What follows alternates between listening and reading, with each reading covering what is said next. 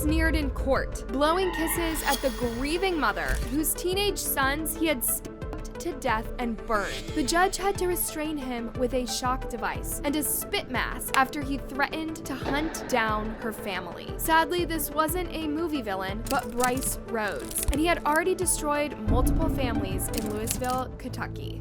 And nobody stood up to Brice. Nobody tried to stop this from happening. In May 2016, a young woman biking past an abandoned building stumbled upon something that would haunt her forever. 2 burned bodies, barely recognizable as human. They were brothers just 14 and 16 years old. They had told their mom, "I love you," before heading out to what they thought was a party. Instead, they walked into a trap set by a monster. The brothers had witnessed something they were never supposed to see. Rhodes executing an innocent father of 3 in broad daylight, shooting him in the head while he was just walking down the street. For that, they would pay with their lives in one of the most horrific ways imaginable. Before the night was over, Rhodes would force their own friends to participate in their murders, making them the brothers they had grown up with. But this was just the beginning of a story that would shock Kentucky for years to come. Rhodes turned his trial into a circus of terror, spitting on his lawyers, threatening judges, and even trying to dig his way out of prison. How did this 25-year-old aspiring rapper manage to manipulate these young teens into his world? And what turned him into such a remorseless killer? This is the sickening case of Brice Rhodes. The horror began to unfold on what should have been just another peaceful Saturday morning in May 2016. A 22-year-old woman was cycling her usual route through Louisville's Shawnee neighborhood, the kind of area where people still greeted each other on the street and kids played outside without worry. But as she pedaled past an abandoned property on River Park Drive, something stopped her dead in her tracks. The old building, which she'd just passed yesterday without a second glance, now bore the telltale signs of fire, blackened walls, and the lingering smell of smoke hanging in the spring air. What made her pause wasn't just the fire damage, though. There was something else, something that made the hair on the back of her neck stand up. As she cautiously approached the burned structure, her heart pounding in her chest, she noticed shapes in the darkness that didn't belong. Her mind tried to reject what her eyes were seeing: 2 bodies, their young forms twisted and charred almost beyond recognition, but unmistakably, horrifically human. They were unrecognizable, but she could see they were young. With trembling hands, she dialed 911. When police arrived at the scene, even veterans with decades on the force were visibly shaken. These were teenagers, kids really, whose lives had been brutally cut. And as investigators would soon discover, the fire was just the final act of cruelty inflicted on these young bodies. The burns had been intended to hide something even worse: evidence of the savage violence that had actually killed them. The responding officers noticed something else too: tiny details that spoke volumes about the victim's youth. One still wore remnants of what looked like basketball shoes, a heartbreaking reminder that these were children, probably dreaming of their futures right up until their last moments.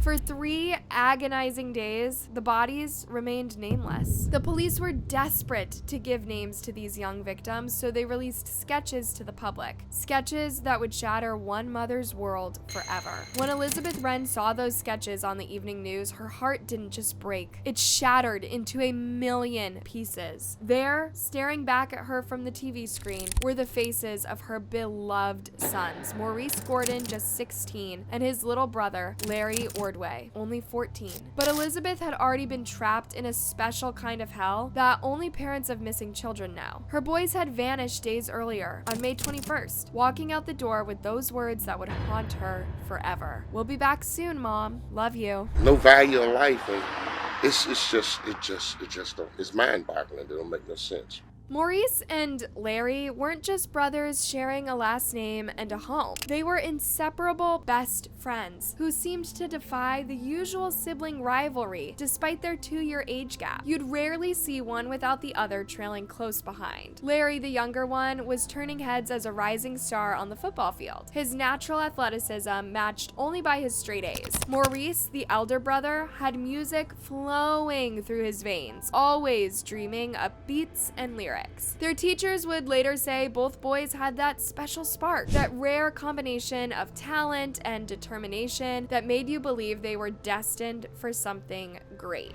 Their home in Louisville's Beachmont neighborhood was supposed to be their safe haven. It was one of those communities where people still looked out for each other, where kids could play outside until the streetlights came on, and where neighbors knew each other by name. Except these two boys were friends with the wrong guy.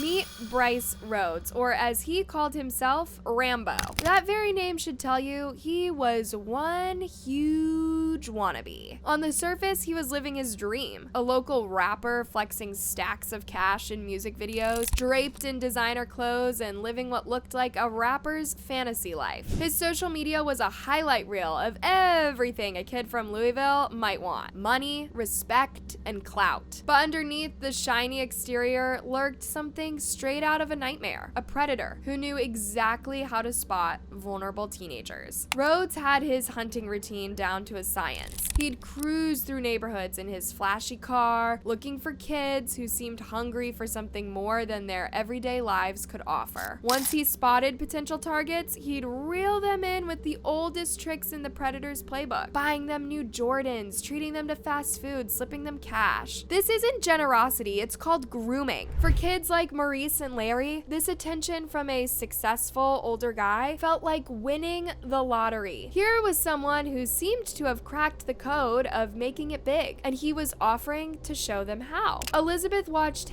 helplessly as her sons transformed under Rhodes' toxic influence. Their Instagram feeds, once full of normal teen stuff, started looking like bad rap video outtakes. Her boys mean mugging with prop guns, fanning out dollar bills, throwing up gang signs they probably couldn't even identify. But Elizabeth saw through this act. She told the media, "My sons were trying to earn stripes in the blood gang, and they had to put in the work. If they didn't put in the work, they were knocked off, and that's why they were knocked off." These weren't hardened gang members. They were good kids playing dress up, acting out music.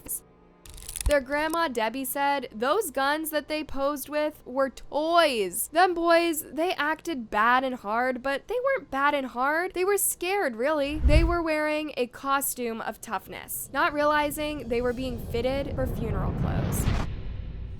The events leading to the brothers' deaths began with another senseless murder. On May 4th, 2016, Rhodes was driving with Maurice, Larry, and two other teens, 17-year-old Jackery Taylor and 15-year-old Ajuan Carter. As they cruised through Louisville, Rhodes spotted a man walking on South 41st Street. In a moment of fatal terror, Rhodes mistook the 40-year-old Christopher Jones for someone else, someone who allegedly had a bounty on his head. Without warning, Rhodes stopped the car, pulled out a gun, and shot Jones in the head. The man, a father of 3, was simply walking down the street, and he died during emergency surgery. The teenagers in the car were horrified, thrust into a nightmare they never asked to be a part of. Over the next 2 weeks, Maurice and Larry struggled with what they had witnessed. They began distancing themselves from Rhodes, but he grew increasingly paranoid that they might go to the police. The brothers had been trying to earn respect and look tough, but now they found themselves holding a secret that would cost them their lives. On May 21st, the brothers told their mother they were going to a party. They said, "I love you," before walking out the door, their final words to her. Rhodes had orchestrated their arrival at his apartment, where his own mother was conveniently out of town for the weekend. What happened next emerged through later testimony from Taylor and Carter, who had taken plea deals. The evening began normally enough, but Rhodes had murder on his mind. He manufactured a confrontation, accusing Maurice of stealing money. When Maurice, feeling threatened, grabbed a knife in defense, Rhodes used this as his excuse. The details of what happened that night are the stuff of nightmares, the kind of horror that makes you want to look away, but we owe it to Maurice and Larry to witness what they endured in their final moments, to understand the full weight of what was stolen from them. He made Maurice on his knees and beg for forgiveness. And he put a toboggan over his head, and he put a rag in his mouth. And he Maurice was tied and forced to kneel on his living room floor, and tried to imagine the terror Maurice must have felt, knowing his little brother was trapped in the bathroom, probably able to hear everything. Rhodes wasn't just satisfied with murder. He wanted to break everyone in that room. He covered Maurice's head, taking away his ability to even see what was coming, and began stabbing him over and over. But that wasn't enough. He forced the other teenagers there to participate in killing their friend. It was his way of ensuring they wouldn't rat him out. Then came the moment that shows true depths of Rhodes' cruelty. He dragged Larry, just 14, out of the bathroom, and then he forced him to look at his big brother's blood pooled on the floor. Imagine knowing what was about to happen and being powerless to stop it. Larry begged for his life. He cried. He pleaded. He was probably calling out for his mother, for Maurice, for anyone to help him. But Rhodes showed no mercy. He subjected this child, this baby brother, to the same horrific fate,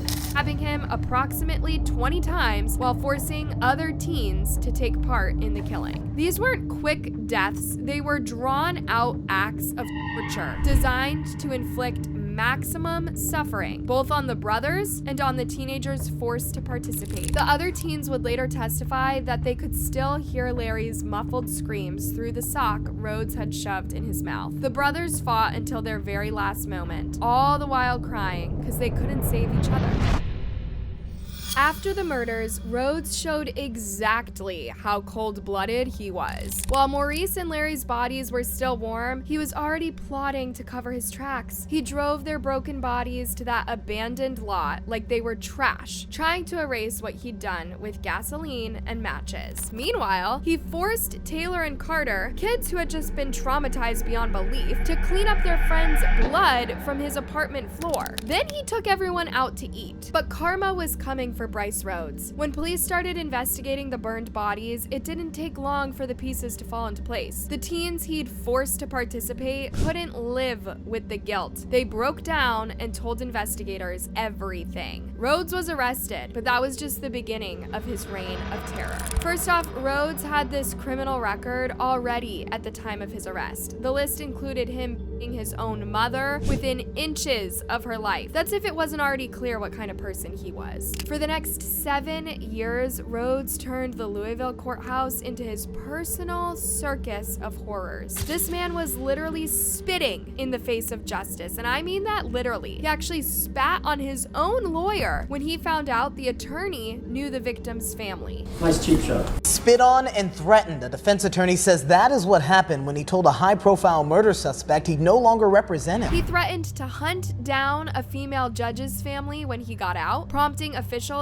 to fit him with an ankle device that could shock him if he got out of line. But the most depraved moments came when he'd face the grieving families in court. While Elizabeth Wren was dying inside, having to relive the murders of her babies over and over, Rhodes would blow kisses at her and smirk like it was all some kind of joke. His behavior got so wild that they had to strap him to his chair and put him in a spit mask. He tried everything to avoid facing justice. He went through lawyers like tissue paper, filing endless motions, making outrageous accusations, at one point even claiming the judge was in the KKK or having a secret relationship with the prosecutor. I'm definitely gonna speak my mind. Detective Tatelli, I have no sexual relationship. Now I'm talking about you and the prosecutor over here, sir.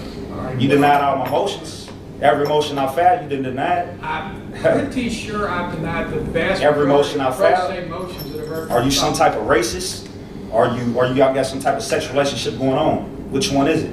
Or are you just wrong in everything that you've made a motion for? Are you a secret Ku Klux Klan member? He even tried pulling off a prison break, spending weeks trying to dig his way out of his cell with whatever he could get his hands on. The whole time, he was sending threatening letters to the other teens involved, calling them rats and trying to intimidate them into silence right from his jail cell. And every time Rhodes pulled one of these stunts, he was forcing these families to relive their trauma all over again. For 7 long years, he kept the wounds fresh, kept the pain raw, all while strutting and smirking like he was the star of his own reality show, instead of a child killer facing justice. And now, nearly 8 years after the crime, family believes they finally have their justice. It hurts. But I'm healing. I'm healing. We all gonna heal. Rhodes was convicted of 3 murders, the brothers and Christopher Jones, along with tampering with evidence and use of a corpse. He avoided the death penalty due to intellectual disability, but he received life without parole, ensuring he would never again be free to harm another young person. The other teens involved received lesser sentences in exchange for their testimony. Carter and Taylor each received 10 years, while another accomplice, Tyran Coleman, also got 10 years. Their youth and the manipulation they endured were considered in their sentencing. The true tragedy of this case lies in the senseless loss of 3 lives. Christopher Jones, the father of 3, was randomly murdered while simply walking down the street. Maurice Gordon and Larry Ordway were good kids who made a mistake of trusting the wrong person. Their grandmother, Jackie Party, spoke at the sentencing about who they really were. Little Larry played football, and he didn't get the chance to finish. Little Reese wanted music, and he took that from them. 14 and 16 years old. They were students who played sports, got good grades, and were well liked by their teachers and peers. They were brothers who loved each other and their mother, sons who said "I love you" before walking out the door for the last time. They were people who deserved love, who deserved to live.